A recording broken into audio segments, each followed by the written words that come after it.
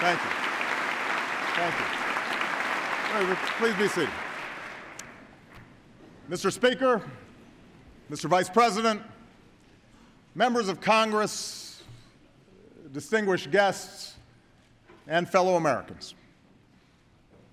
Last month, I went to Andrews Air Force Base and welcomed home some of our last troops to serve in Iraq.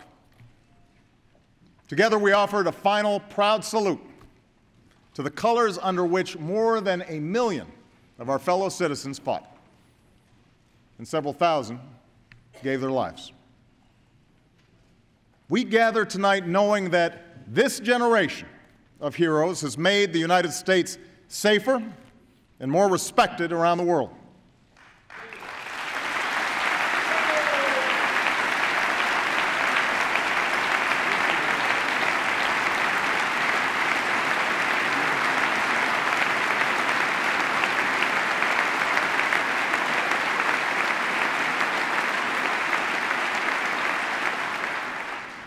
For the first time in 9 years, there are no Americans fighting in Iraq.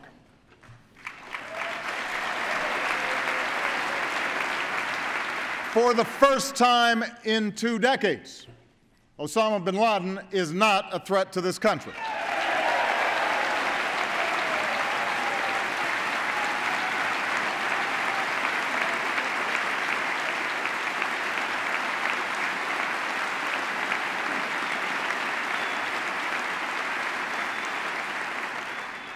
Most of al-Qaeda's top lieutenants have been defeated. The Taliban's momentum has been broken, and some troops in Afghanistan have begun to come home. These achievements are a testament to the courage, selflessness, and teamwork of America's armed forces. At a time when too many of our institutions have let us down, they exceed all expectations. They're not consumed with personal ambition. They don't obsess over their differences. They focus on the mission at hand. They work together. Imagine what we could accomplish if we followed their example.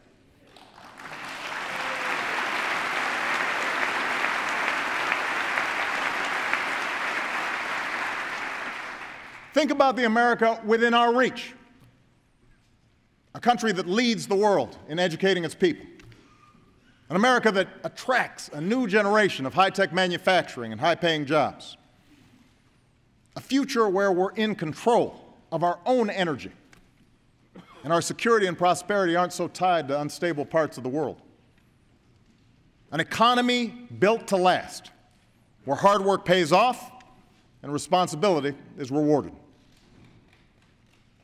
We can do this. I know we can because we've done it before. At the end of World War II, when another generation of heroes returned home from combat, they built the strongest economy and middle class the world has ever known.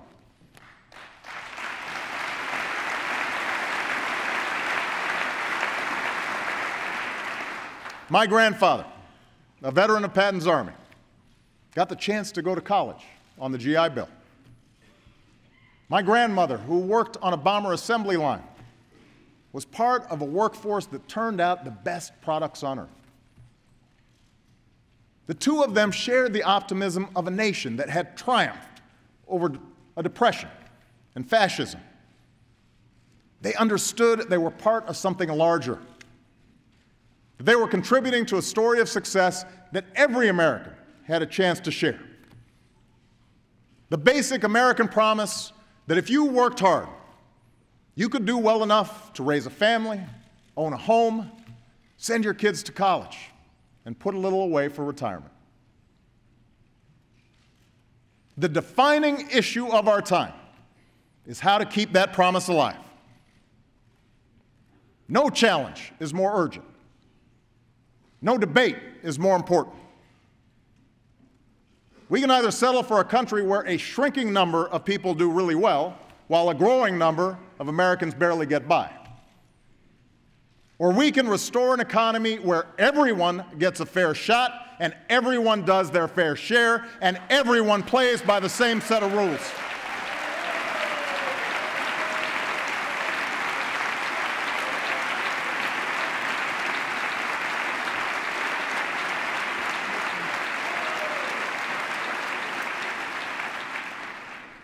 What's at stake aren't democratic values or Republican values, but American values.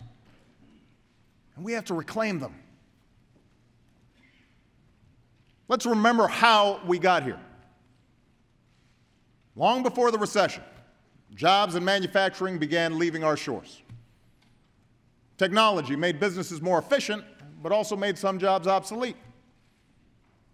Folks at the top saw their incomes rise like never before.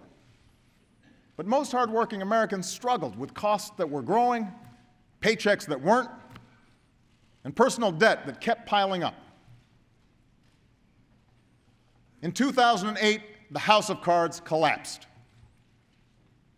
We learned that mortgages had been sold to people who couldn't afford or understand them. Banks had made huge bets and bonuses with other people's money.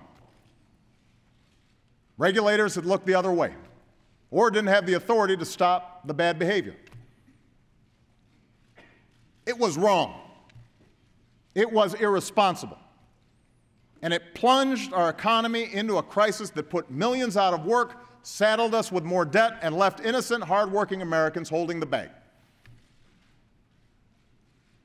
In the 6 months before I took office, we lost nearly 4 million jobs.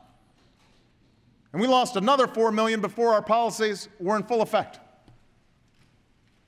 Those are the facts. But so are these. In the last 22 months, businesses have created more than 3 million jobs.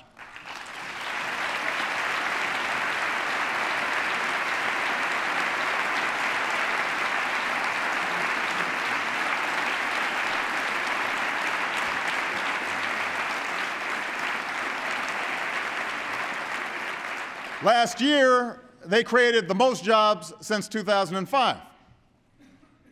American manufacturers are hiring again, creating jobs for the first time since the late 1990s. Together, we've agreed to cut the deficit by more than $2 trillion. And we've put in place new rules to hold Wall Street accountable so a crisis like this never happens again.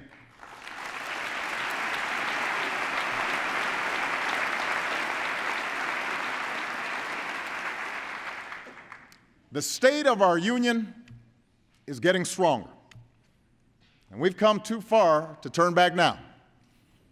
As long as I'm president, I will work with anyone in this chamber to build on this momentum. But I intend to fight obstruction with action, and I will oppose any effort to return to the very same policies that brought on this economic crisis in the first place.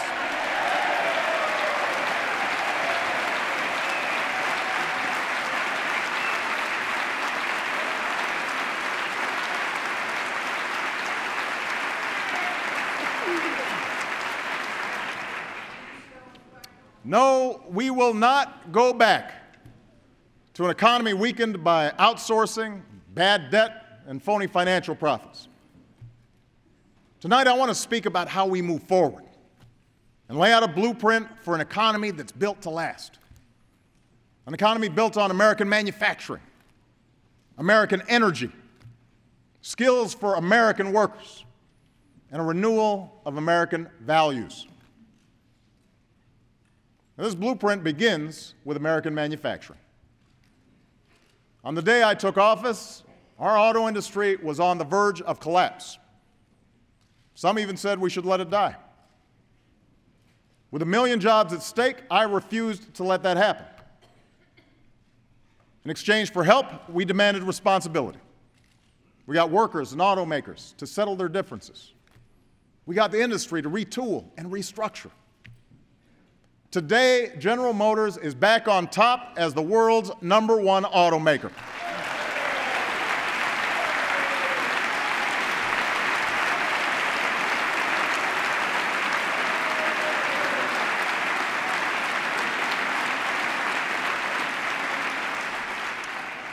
Chrysler has grown faster in the U.S. than any major car company. Ford is investing billions in U.S. plants and factories. And together, the entire industry added nearly 160,000 jobs. We bet on American workers. We bet on American ingenuity. And tonight, the American auto industry is back.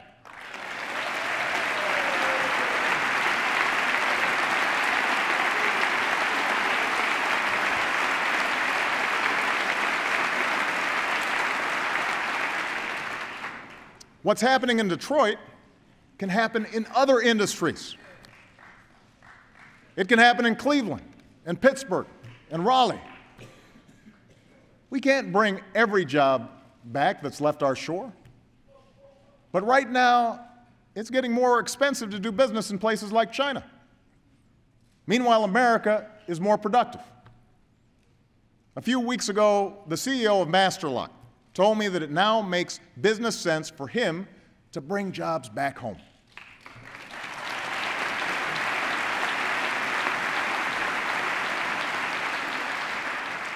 Today, for the first time in 15 years, Master Lock's unionized plant in Milwaukee is running at full capacity.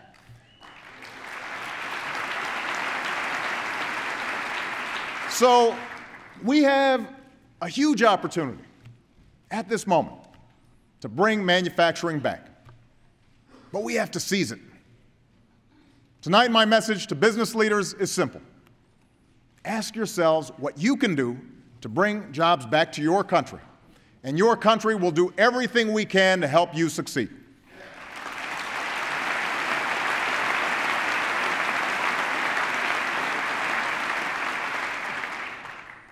We should start with our tax code.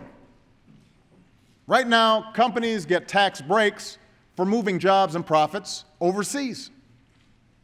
Meanwhile, companies that choose to stay in America get hit with one of the highest tax rates in the world. It makes no sense, and everyone knows it. So let's change it. First, if you're a business that wants to outsource jobs, you shouldn't get a tax deduction for doing it.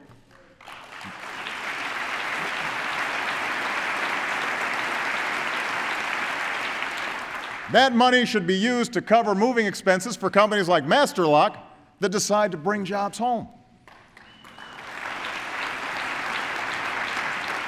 Second, no American company should be able to avoid paying its fair share of taxes by moving jobs and profits overseas.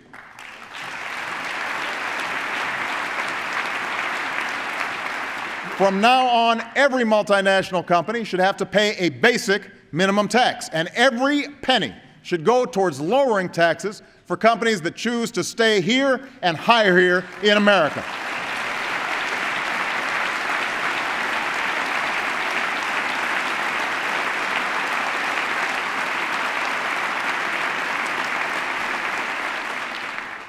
Third, if you're an American manufacturer, you should get a bigger tax cut. If you're a high-tech manufacturer, we should double the tax deduction you get for making your products here. And if you want to relocate in a community that was hit hard when a factory left town, you should get help financing a new plant, equipment, or training for new workers. So my message is simple.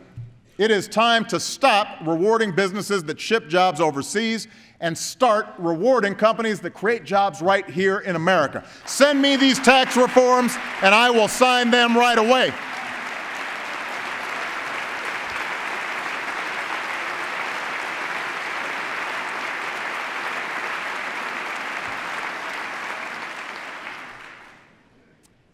We're also making it easier for American businesses to sell products all over the world. 2 years ago, I set a goal of doubling U.S. exports over 5 years. With the bipartisan trade agreements we signed into law, we're on track to meet that goal ahead of schedule.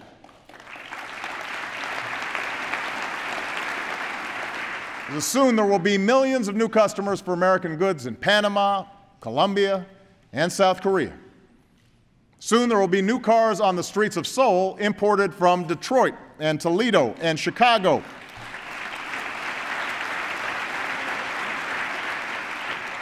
I will go anywhere in the world to open new markets for American products. And I will not stand by when our competitors don't play by the rules. We've brought trade cases against China at nearly twice the rate as the last administration, and it's made a difference.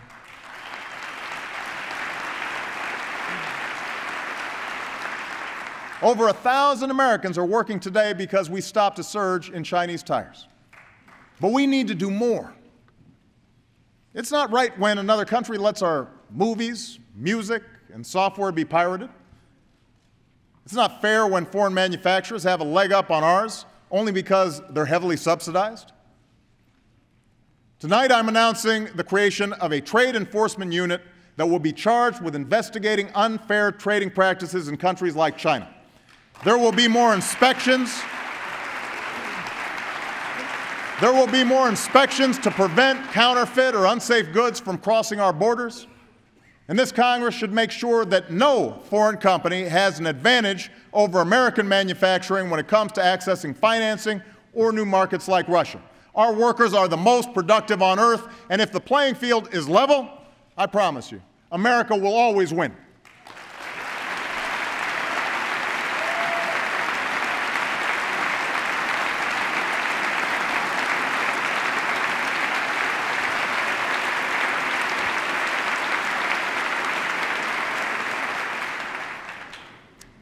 I also hear from many business leaders who want to hire in the United States, but can't find workers with the right skills.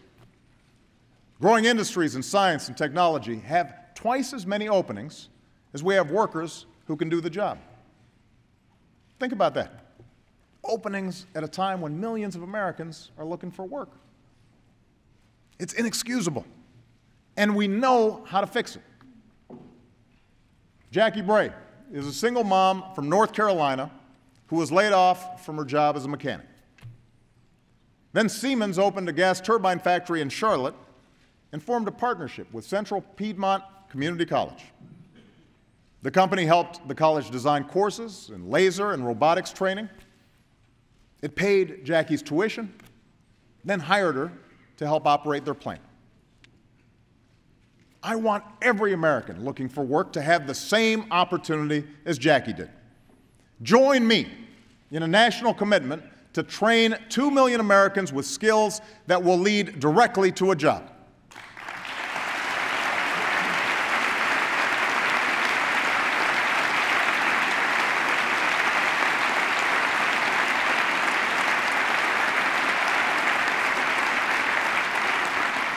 My administration has already lined up more companies that want to help. Model partnerships between businesses like Siemens and community colleges in places like Charlotte and Orlando and Louisville are up and running. Now you need to give more community colleges the resources they need to become community career centers, places that teach people skills that businesses are looking for right now, from data management to high-tech manufacturing.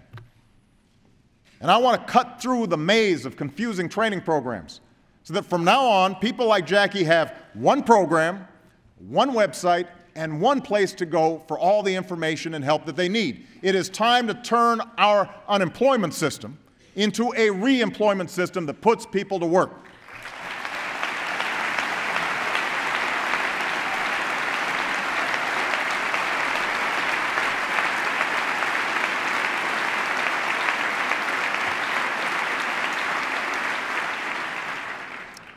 These reforms will help people get jobs that are open today.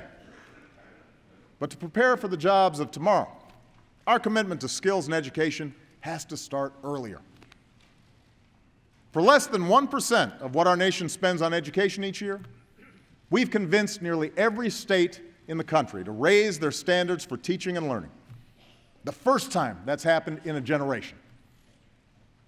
But challenges remain, and we know how to solve them. At a time when other countries are doubling down on education, tight budgets have forced states to lay off thousands of teachers. We know a good teacher can increase the lifetime income of a classroom by over $250,000. A great teacher can offer an escape from poverty to the child who dreams beyond his circumstance. Every person in this chamber can point to a teacher who changed the trajectory of their lives. Most teachers work tirelessly with modest pay, sometimes digging into their own pocket for school supplies just to make a difference.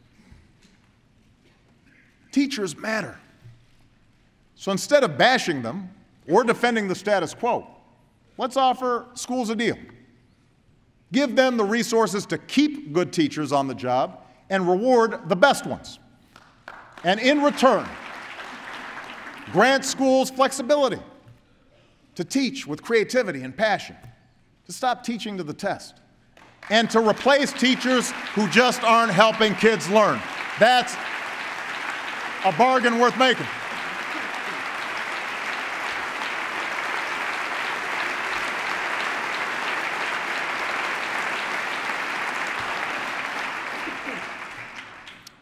We also know that when students don't walk away from their education, more of them walk the stage to get their diploma.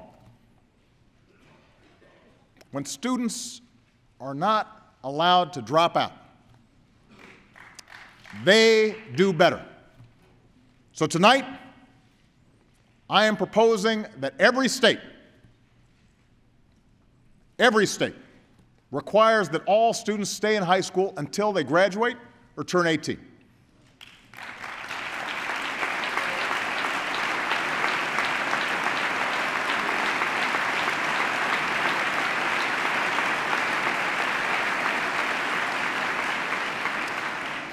When kids do graduate, the most daunting challenge can be the cost of college. At a time when Americans owe more in tuition debt than credit card debt, this Congress needs to stop the interest rates on student loans from doubling in July.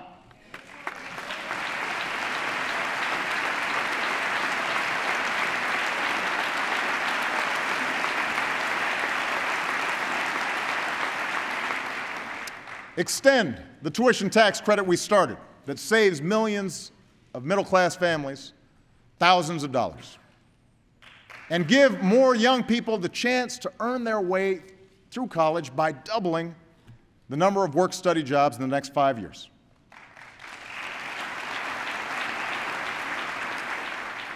Of course, it's not enough for us to increase student aid.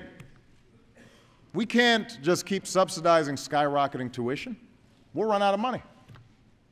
States also need to do their part by making higher education a higher priority in their budgets. And colleges and universities have to do their part by working to keep costs down. Recently I spoke with a group of college presidents who've done just that. Some schools redesign courses to help students finish more quickly. Some use better technology. The point is, it's possible. So let me put colleges and universities on notice.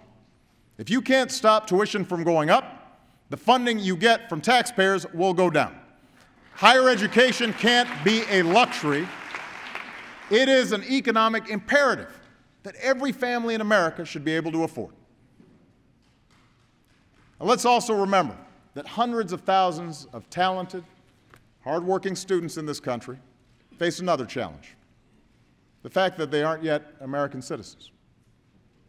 Many were brought here as small children, are American through and through, yet they live every day with the threat of deportation. Others came more recently to study business and science and engineering. But as soon as they get their degree, we send them home to invent new products and create new jobs somewhere else. That doesn't make sense. I believe as strongly as ever that we should take on illegal immigration.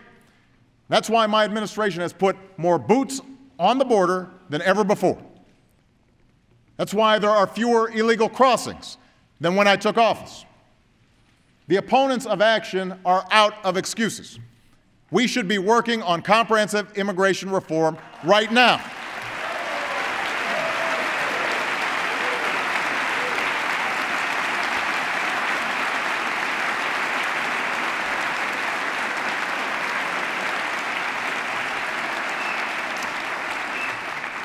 But if election year politics keeps Congress from acting on a comprehensive plan Let's at least agree to stop expelling responsible young people who want to staff our labs, start new businesses, defend this country. Send me a law that gives them the chance to earn their citizenship. I will sign it right away.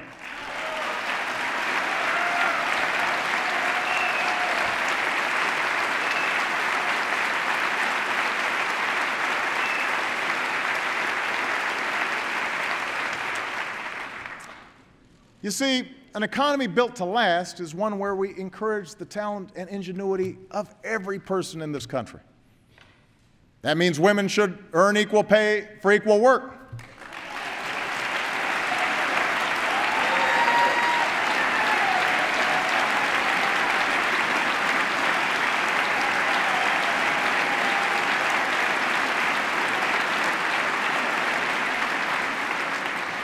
It means we should support everyone who's willing to work, and every risk taker and entrepreneur who aspires to become the next Steve Jobs. After all, innovation is what America has always been about. Most new jobs are created in startups and small businesses. So let's pass an agenda that helps them succeed. Tear down regulations that prevent aspiring entrepreneurs from getting the financing to grow. Expand tax relief to small businesses that are raising wages and creating good jobs. Both parties agree on these ideas. So put them in a bill and get it on my desk this year.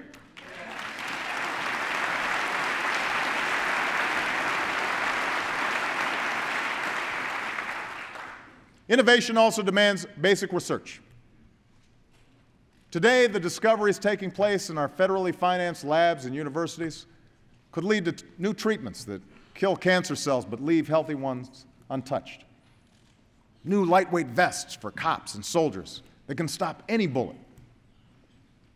Don't gut these investments in our budget.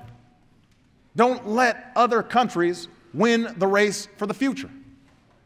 Support the same kind of research and innovation that led to the computer chip and the internet, to new American jobs and new American industries. And nowhere is the promise of innovation greater than in American-made energy. Over the last 3 years, we've opened millions of new acres for oil and gas exploration. And tonight I'm directing my administration to open more than 75% of our potential offshore oil and gas resources.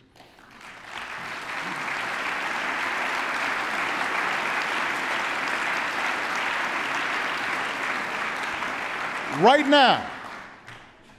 now, American oil production is the highest that it's been in 8 years. That's right, 8 years. Not only that, last year we relied less on foreign oil than in any of the past 16 years.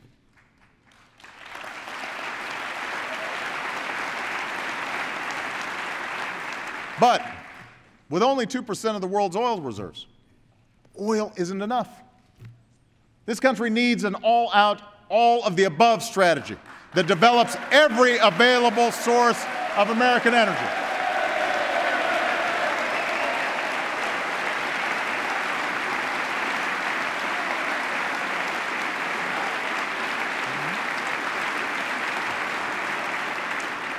A strategy that's cleaner, cheaper, and full of new jobs. We have a supply of natural gas that can last America nearly 100 years. And my administration will take every possible action to safely develop this energy. The experts believe this will support more than 600,000 jobs by the end of the decade. And I'm requiring all companies that drill for gas on public lands to disclose the chemicals they use. Because America will develop this resource without putting the health and safety of our citizens at risk. The development of natural gas will create jobs and power trucks and factories that are cleaner and cheaper, proving that we don't have to choose between our environment and our economy. And by the way, it was public research dollars over the course of 30 years that helped develop the technologies to extract all this natural gas out of shale rock, reminding us that government support is critical in helping businesses get new energy ideas off the ground. Now, what's true for natural gas is just as true for clean energy. In 3 years, our partnership with the private sector has already positioned America to be the world's leading manufacturer of high-tech batteries. Because of federal investments, renewable energy use has nearly doubled, and thousands of Americans have jobs because of it. When Brian Ritterby was laid off from his job making furniture, he said he worried that at 55, no one would give him a second chance. But he found work at Energetics, the wind turbine manufacturer in Michigan. Before the recession, the factory only made luxury yachts. Today, it's hiring workers like Brian who said, "I'm proud to be working in the industry of the future." Our experience with shale gas, our experience with natural gas, shows us that the payoffs on these public investments don't always come right away. Some technologies don't pan out. Some companies fail. But I will not walk away from the promise of clean energy. I will not walk away from workers like Brian.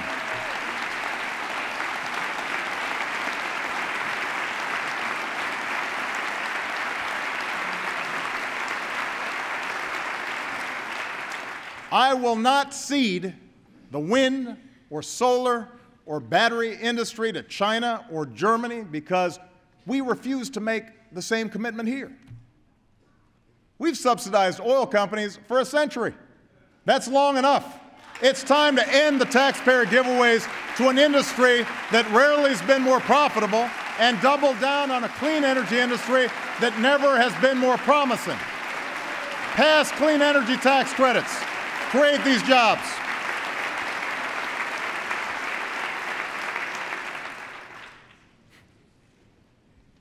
We can also spur energy innovation with new incentives. The differences in this chamber may be too deep right now to pass a comprehensive plan to fight climate change. But there's no reason why Congress shouldn't at least set a clean energy standard that creates a market for innovation. So far, you haven't acted. Well, tonight, I will. I'm directing my administration to allow the development of clean energy on enough public land to power 3 million homes. And I'm proud to announce that the Department of Defense, working with us, the world's largest consumer of energy, will make one of the largest commitments to clean energy in history, with the Navy purchasing enough capacity to power 250,000 homes a year.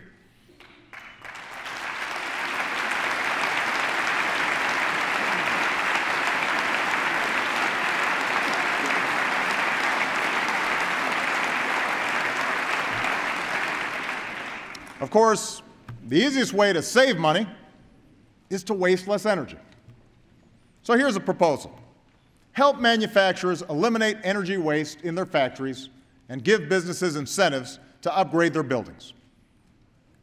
Their energy bills will be $100 billion lower over the next decade, and America will have less pollution, more manufacturing, more jobs for construction workers who need them. Send me a bill that creates these jobs.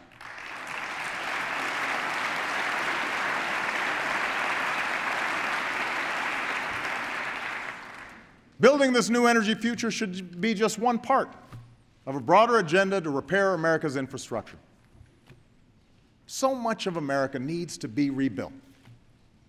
We've got crumbling roads and bridges, a power grid that wastes too much energy, an incomplete high-speed broadband network that prevents a small business owner in rural America from selling her products all over the world. During the Great Depression, America built the Hoover Dam and the Golden Gate Bridge. After World War II, we connected our states with a system of highways. Democratic and Republican administrations invested in great projects that benefited everybody, from the workers who built them to the businesses that still use them today. In the next few weeks, I will sign an executive order clearing away the red tape that slows down too many construction projects. But you need to fund these projects. Take the money we're no longer spending at war, use half of it to pay down our debt, and use the rest to do some nation building right here at home.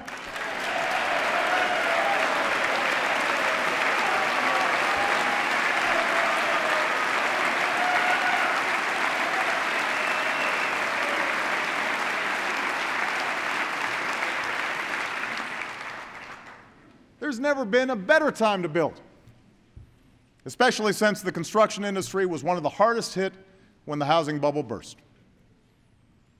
Of course, construction workers weren't the only ones who were hurt. So were millions of innocent Americans who've seen their home values decline.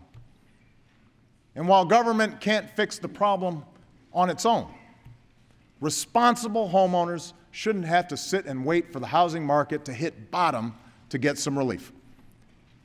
And that's why I'm sending this Congress a plan that gives every responsible homeowner the chance to save about $3,000 a year on their mortgage by refinancing at historically low rates. No more red tape, no more runaround from the banks.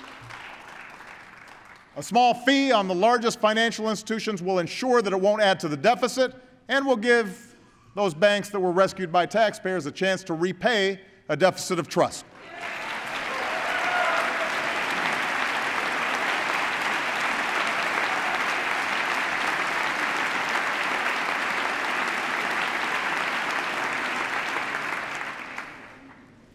Let's never forget, millions of Americans who work hard and play by the rules every day deserve a government and a financial system that do the same. It's time to apply the same rules from top to bottom. No bailouts, no handouts, and no cop-outs. An America built to last insists on responsibility from everybody. We've all paid the price for lenders who sold mortgages to people who couldn't afford them, and buyers who knew they couldn't afford them. That's why we need smart regulations to prevent irresponsible behavior.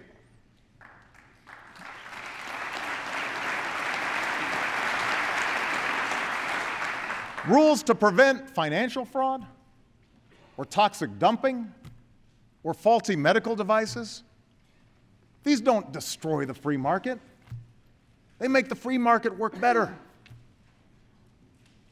Now, there's no question that some regulations are outdated, unnecessary, or too costly. In fact, I've approved fewer regulations in the first 3 years of my presidency than my Republican predecessor did in his.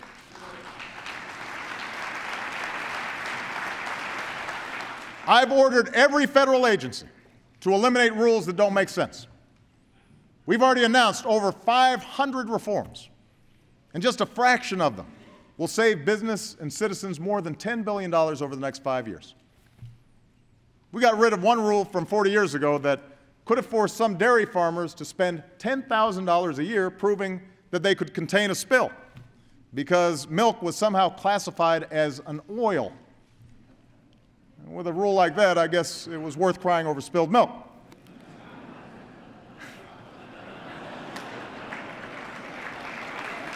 Now, I'm confident a farmer can contain a milk spill without a federal agency looking over his shoulder.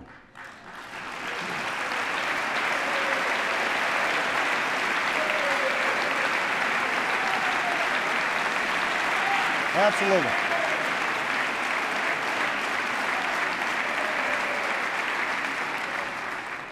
But I will not back down from making sure an oil company can contain the kind of oil spill we saw in the Gulf 2 years ago.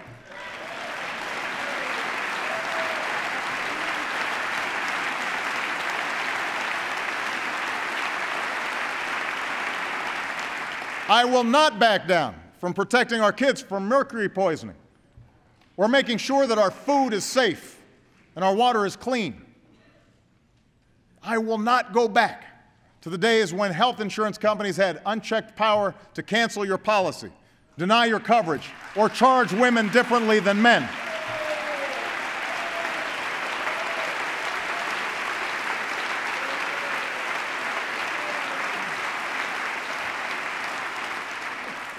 And I will not go back to the days when Wall Street was allowed to play by its own set of rules. The new rules we passed restore what should be any financial system's core purpose: getting funding to entrepreneurs with the best ideas, and getting loans to responsible families who want to buy a home, or start a business, or send their kids to college. So, if you are a big bank or financial institution, you're no longer allowed to make risky bets with your customers' deposits. You're required to write out a living will that details exactly how you'll pay the bills if you fail, because the rest of us are not bailing you out ever again.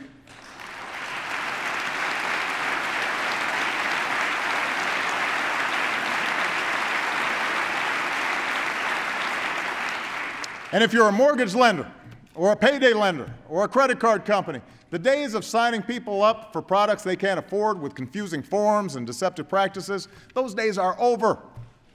Today, American consumers finally have a watchdog in Richard Cordray with one job: to look out for them.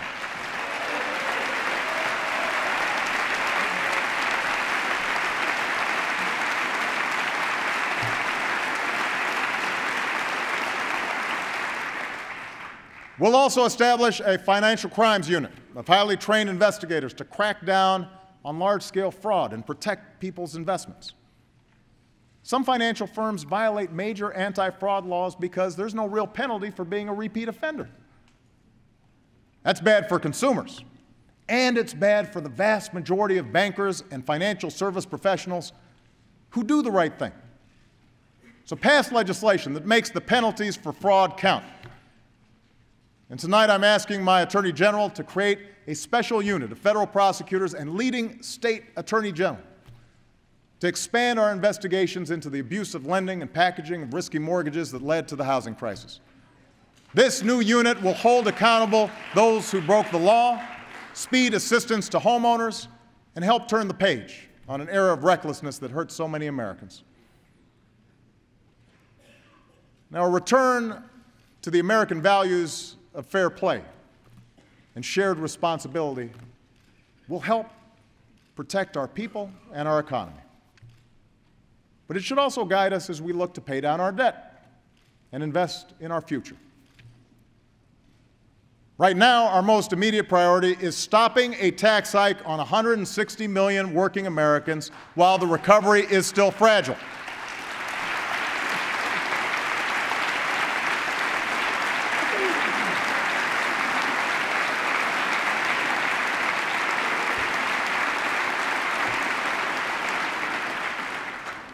People cannot afford losing $40 out of each paycheck this year. There are plenty of ways to get this done.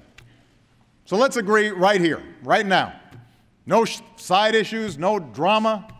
Pass the payroll tax cut without delay. Let's get it done.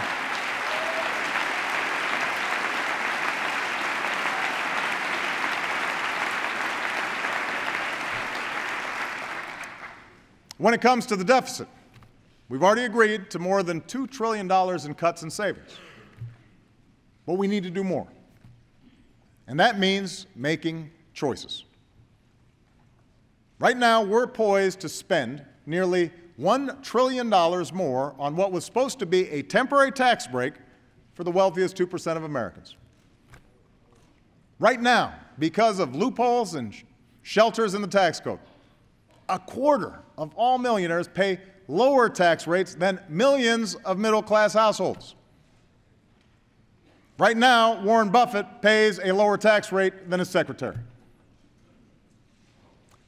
Do we want to keep these tax cuts for the wealthiest Americans, or do we want to keep our investments in everything else, like education and medical research, a strong military, and care for our veterans? Because if we're serious about paying down our debt, we can't do both. The American people know what the right choice is. So do I. As I told the Speaker this summer, I'm prepared to make more reforms that rein in the long-term costs of Medicare and Medicaid and strengthen Social Security, so long as those programs remain a guarantee of security for seniors. But in return, we need to change our tax code so that people like me and an awful lot of members of Congress pay our fair share of taxes.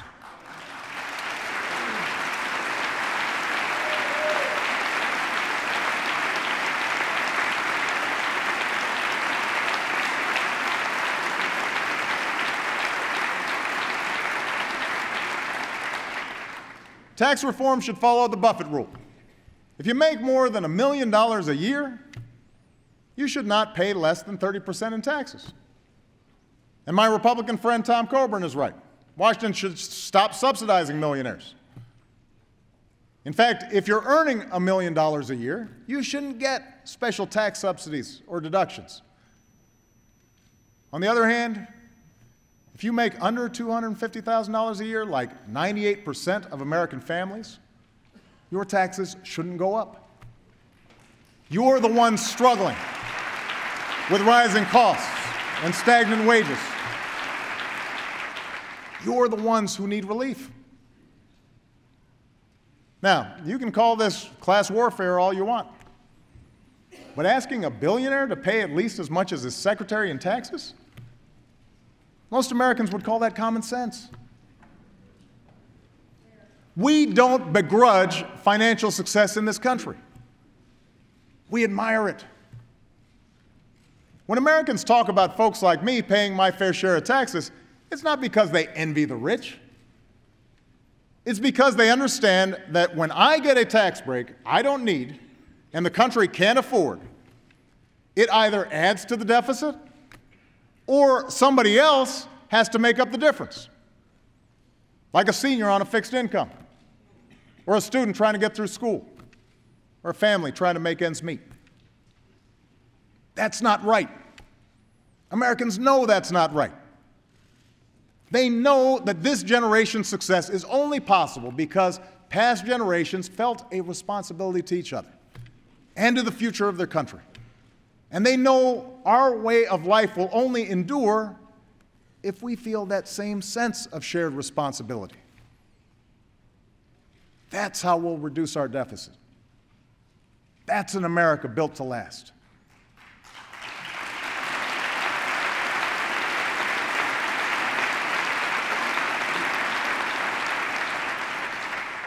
Now, I recognize that people watching tonight have differing views about taxes and debt, energy and health care.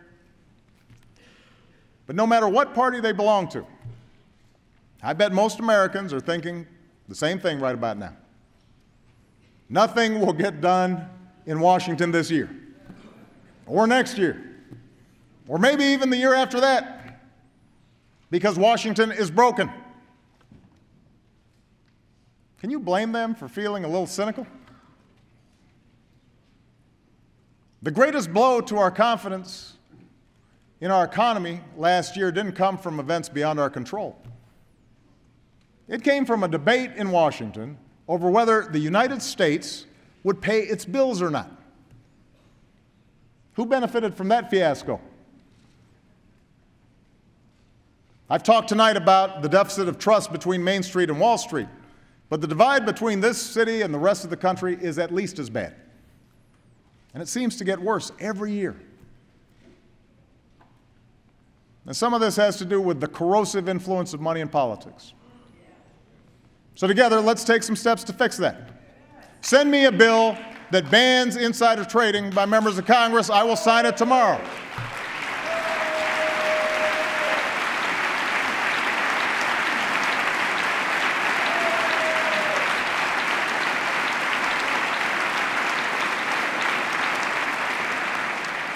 Let's limit any elected official from owning stocks in industries they impact. Let's make sure people who bundle campaign contributions for Congress can't lobby Congress, and vice versa. An idea that has bipartisan support, at least outside of Washington. Some of what's broken has to do with the way Congress does its business these days. A simple majority is no longer enough to get anything, even routine business, passed through the Senate. Neither party has been blameless in these tactics. Now, both parties should put an end to it.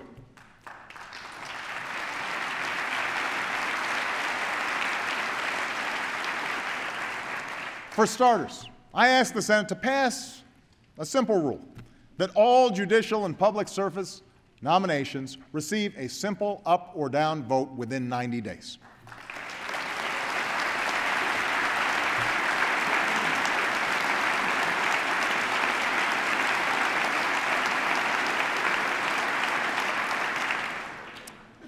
The executive branch also needs to change.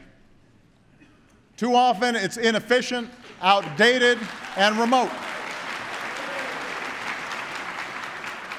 That's why I've asked this Congress to grant me the authority to consolidate the federal bureaucracy so that our government is leaner, quicker, and more responsive to the needs of the American people.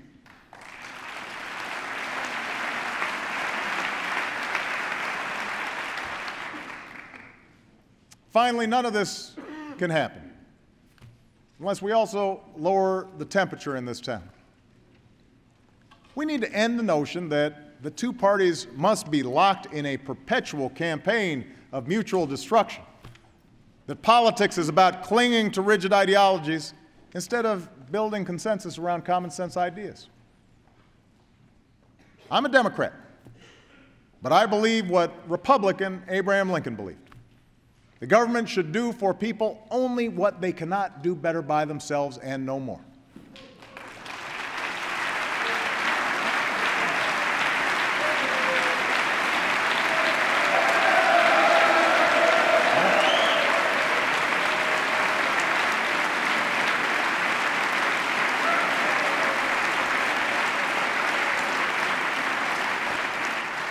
That's why my education reform offers more competition and more control for schools and states. That's why we're getting rid of regulations that don't work. That's why our health care law relies on a reformed private market, not a government program. On the other hand, even my Republican friends who complain the most about government spending have supported federally financed roads and clean energy projects and federal offices for the folks back home. The point is, we should all want a smarter, more effective government. And while we may not be able to bridge our biggest philosophical differences this year, we can make real progress. With or without this Congress, I will keep taking actions that help the economy grow. But I can do a whole lot more with your help. Because when we act together, there's nothing the United States of America can achieve.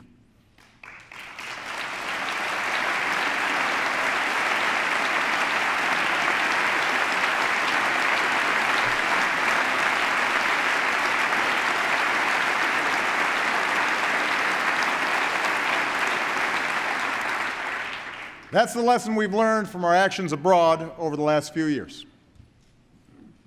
Ending the Iraq War has allowed us to strike decisive blows against our enemies. From Pakistan to Yemen, the al-Qaeda operatives who remain are scrambling, knowing that they can't escape the reach of the United States of America.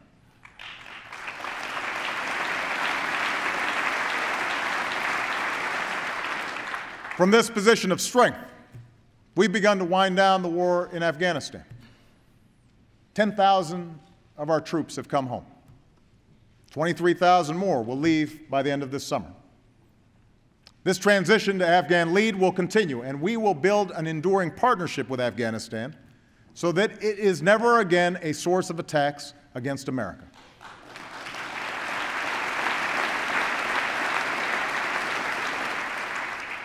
As the tide of war recedes, a wave of change has washed across the Middle East and North Africa, from Tunis to Cairo, from Sana'a to Tripoli.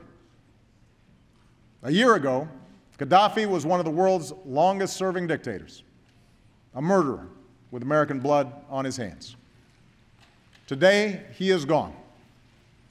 And in Syria, I have no doubt that the Assad regime will soon discover that the forces of change cannot be reversed and that human dignity cannot be denied.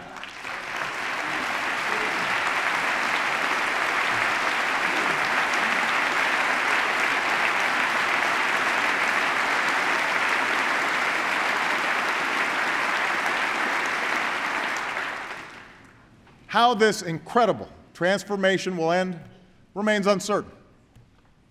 But we have a huge stake in the outcome.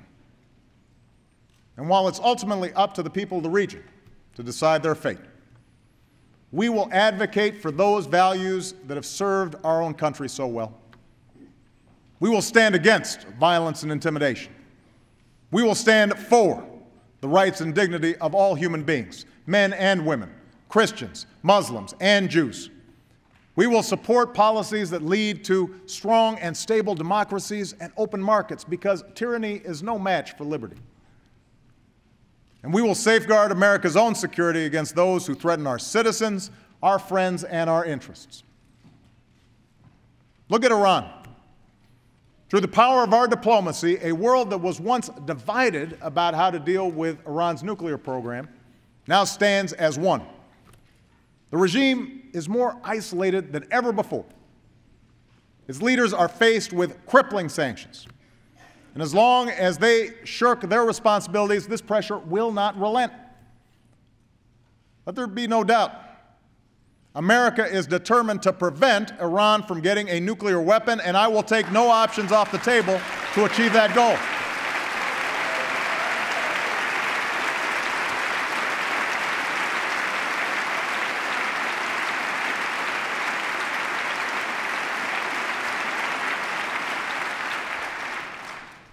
But a peaceful resolution of this issue is still possible, and far better. And if Iran changes course and meets its obligations, it can rejoin the community of nations. The renewal of American leadership can be felt across the globe. Our oldest alliances in Europe and Asia are stronger than ever. Our ties to the Americas are deeper. Our ironclad commitment, and I mean ironclad, to Israel's security has meant the closest military cooperation between our two countries in history.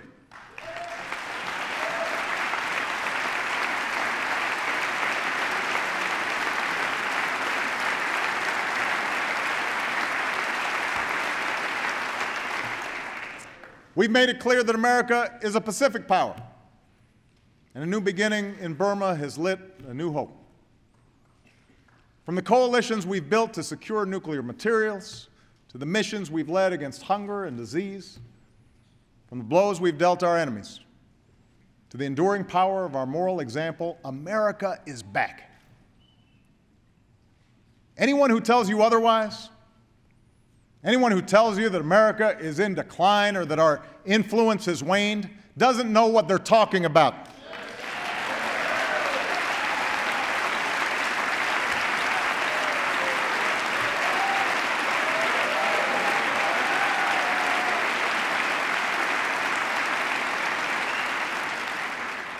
That's not the message we get from leaders around the world who are eager to work with us. That's not how people feel from Tokyo to Berlin, from Cape Town to Rio, where opinions of America are higher than they've been in years. Yes, the world is changing. No, we can't control every event. But America remains the one indispensable nation in world affairs, and as long as I'm president, I intend to keep it that way.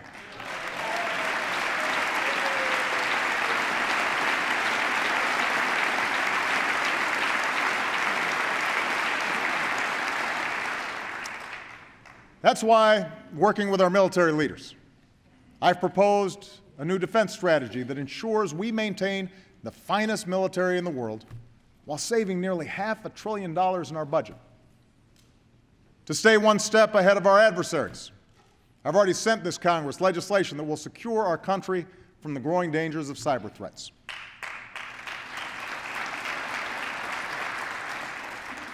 Above all, our freedom endures because of the men and women in uniform who defend it.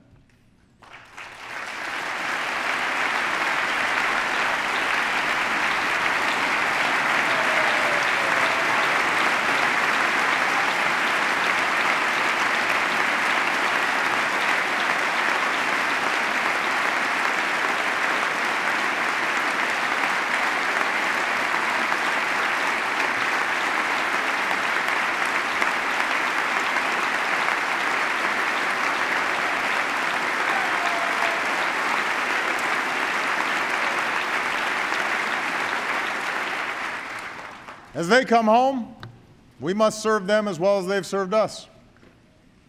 That includes giving them the care and the benefits they have earned, which is why we've increased annual VA spending every year I've been president.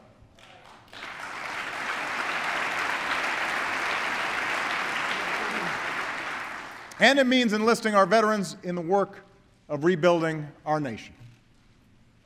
With the bipartisan support of this Congress, we're providing new tax credits to companies that hire vets.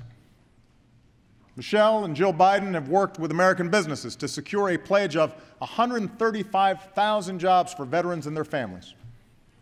And tonight I'm proposing a Veterans Jobs Corps that will help our communities hire veterans as cops and firefighters so that America is as strong as those who defend her.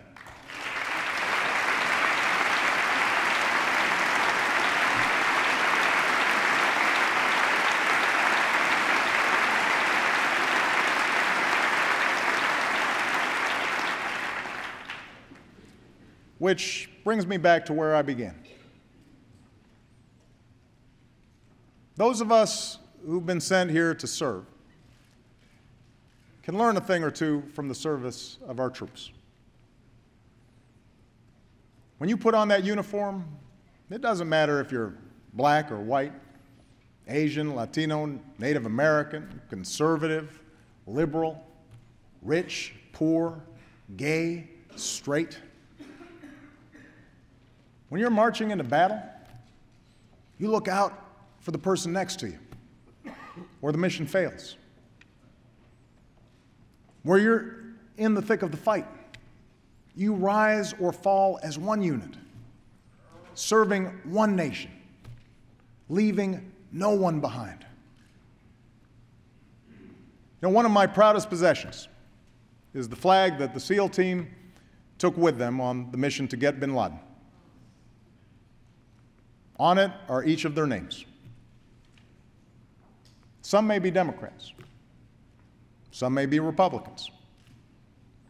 But that doesn't matter. Just like it didn't matter that day in the Situation Room, when I sat next to Bob Gates, a man who was George Bush's defense secretary, and Hillary Clinton, a woman who ran against me for president. All that mattered that day was the mission.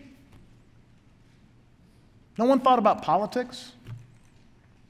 No one thought about themselves. One of the young men involved in the raid later told me that he didn't deserve credit for the mission. It only succeeded, he said, because every single member of that unit did their job. The pilot who landed the helicopter that spun out of control, the translator who kept others from entering the compound, the troops who separated the women and children from the fight, the SEALs who charged up the stairs. More than that, the mission only succeeded because every member of that unit trusted each other. Because you can't charge up those stairs into darkness and danger unless you know that there's somebody behind you watching your back. So it is with America. Each time I look at that flag, I'm reminded that our destiny is stitched together like those 50 stars and those 13 stripes. No one built this country on their own. This nation is great because we built it together.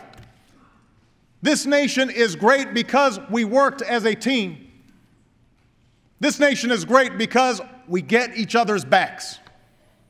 And if we hold fast to that truth in this moment of trial, there is no challenge too great, no mission too hard.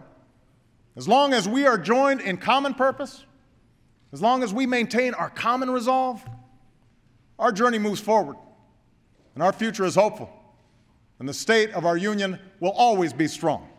Thank you. God bless you, and God bless the United States of America.